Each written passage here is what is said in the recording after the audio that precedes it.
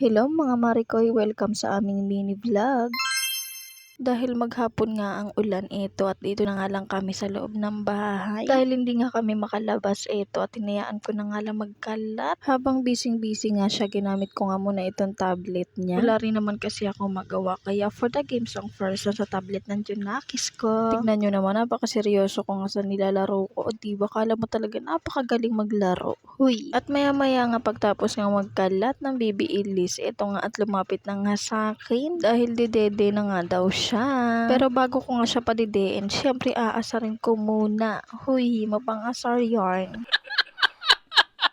Pagtapos ko nga siyang asarin at padededein ko na nga dahil iyak na nga ng iya. Marunong na kasing mag-inarte itong batang to, kaya pinadede ko na nga. Habang dumidede nga siya, nanonood nga kami sa tablet niya. O diba, for the chill lang ang mga person. Pagtapos nga niya dumede, nga at nanood nga siya. Alam nyo naman siguro kung ano yung pinapanood niya. Tignan nyo na lang. Pagkatapos naman niyang manood, maya nga rin ay pinalikuan ko na nga. Yung pinaligo nga niya, nilagyan ko nga ng tubig mainit para nga hindi gaanong malamig.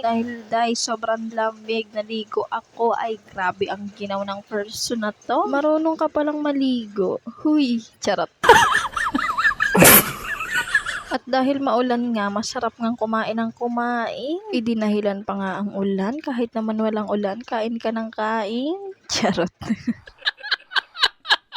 Eto nga at nagluto nga ako ng kanton. Nilagay ko na nga sa mangkok yung pampaanghang para nga hindi nga ako mahirapan maghalo mamaya. Chinek ko na nga dito kung okay na ba yung kanton at medyo paluto naman na siya. Chinek ko lang dahil baka mamaya malata ng sobra, hindi na masarap yun. Hinugasan ko na nga rin tong salaan para nga dito ko nga isasala yung kanton. Ito nga yung pampaanghang, o diba, naluhalo ko na nga silang lahat para nga madali na lang mamaya. At habang ako nga ay dito nagbibisi-bisihan, ito ang bata may pasilip-silip pa nga. Ito at luto na yung ating kanton.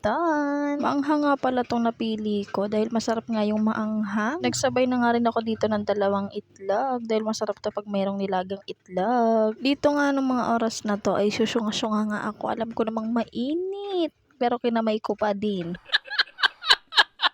Yan, luto ng ating pansit canton at nilagang itlog. Pinasok ko na nga dito sa loob at kinuha ko nga rin itong maliit na lamesa ni Baby Elise. Fast forward, kinagabihan, ito na nga ang ganap namin. Ito nga si Baby Elise at nakapaglinis na nga siya. Share ko nga lang mga Marikoy, pangalawang bihis niya na nga yan. Dahil nga yung unang nilinisan ko, siya ay nagdungis at ang lagkit. Kaya ayun, binihisan ko na nga lang ulit. Ayan, for the higa-higa na nga ang person dahil busy na nga sa panonood dito sa tablet niya. Pinagad ko nga pala yung hina ng brightness niyan para nga hindi masira yung kanya mga eyes ability. Oo, eto naman ang mari nyo, napaka-haggard. Naligo na ako ng mga oras na to pero mukhang hindi. Huy.